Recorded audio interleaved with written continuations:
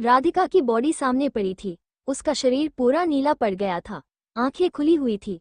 उसकी आंखों की नसें तक बाहर आ गई थी। उसके कपड़े हर तरफ से फटे हुए थे। सबसे दर्दनाक तो वो था जो लोगों से देखा नहीं जा रहा था, जो अधिराज से देखा नहीं गया, और वो पागलों की तरह रोने लगा। उसका आजन्मा बच्चा भी वही जमीन पर मरा हुआ था। उसका शरीर भी बिल्कुल नीला विश्व जैसे रंग में था। वो एक हाथ के बच्चे की हालत देखकर अच्छे अच्छे की रोंगटे खड़े हो जाए। उस बच्चे को देखकर साफ पता चल रहा था कि उसके शरीर में खून की एक बूंद भी नहीं थी। उस बच्चे का मुंह खुला हुआ था। वही राधिका की हालत ऐसी थी कि उसके दोनों पैर फैले हुए थे और उसके शरीर में ऐसी कोई जगह नहीं थी जहां चोट ना लगी हुई हो।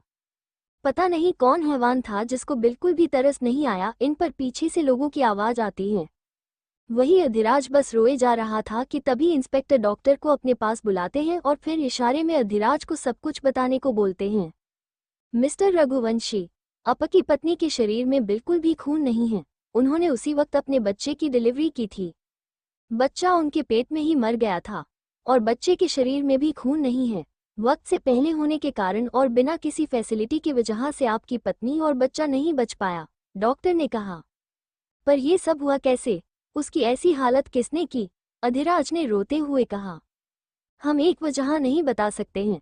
शायद किसी जंगली जानवर ने उन पर हमला किया हो या वो डिलीवरी पेन की वजह से यहाँ इस हालत में। इंस्पेक्टर बोलते हुए चुप हो गया। इंस्पेक्टर, आपका दिमाग तो नहीं खराब हो गया है? आप मेरी बीवी बच्चे की हालत देख रहे हैं। आपको लगता है कि किसी जानवर ने ये सब किया? अगर कोई जानवर होता तो क्या वो ऐसे इनको छोड़ देता? नहीं, ये किसी जानवर का काम नहीं है, कोई और था जिसने इनकी ये हालत की है। अधिराज अपने मरे हुए बच्चे को अपनी गोद में लेकर रोते हुए बोला। सॉरी मिस्टर रघुवंशी, पर सबूत ढूंढ रहे हैं। वैसे आपकी बेटी ठीक है, वो भी जंगल में हमें मिली थी, पर उसके साथ कुछ नहीं हुआ है। लगता है कि वो अपनी माँ की आवाज़ सुनकर कार से निकल आई होगी, पर वो इतनी रात में उनको ढूंढ नहीं पाई और डर के कारण झाड़ियों में छुप गई होगी। अधिरा की बात सुनकर अधिराज के आंसू रुक गए। उसने कुछ नहीं कहा। अधिराज ने अपनी बीवी बच्चे को अपनी गोद में उठाया और जाने लगा।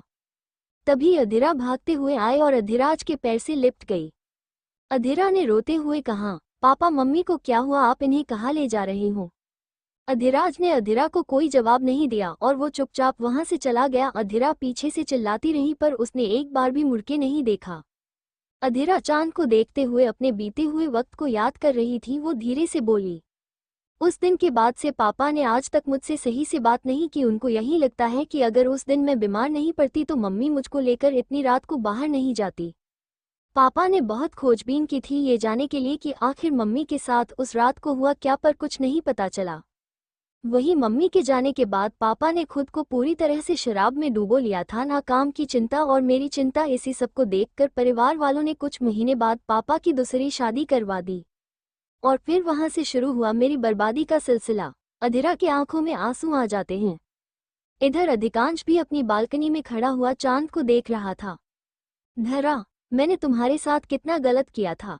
सच में उस वक्त बहुत ज्यादा जाती कर देता था तुम्हारे साथ। तुमने तो बस मुझसे प्यार मांगा था, पर मैंने, अधिकांश मन में बोला। अधिकांश चांद को देखते हुए 100 साल पहले की यादों में खो जाता है। 100 साल पहले?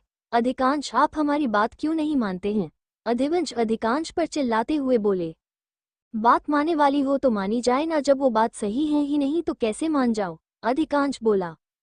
मुझे ये सब नहीं पता, आप बस इतना मुझे बताओ कि आप शादी करोगे कि नहीं? करूंगा, पर अपनी मर्जी की लड़की से, ना कि आपने जिसको चुना है उससे। अधिकांश, अधिवंश चिल्लाते हुए बोले। आपको पता है आप क्या बोल रहे हैं? हमारे होते हुए तो आपकी शादी उस लड़की से नहीं हो सकती है। फिर आप भूल जाए मेरी शादी के लिए। आप पागल हो गए हैं, वो हमारी दुश्मन है। आप समझते क्यों नहीं हैं?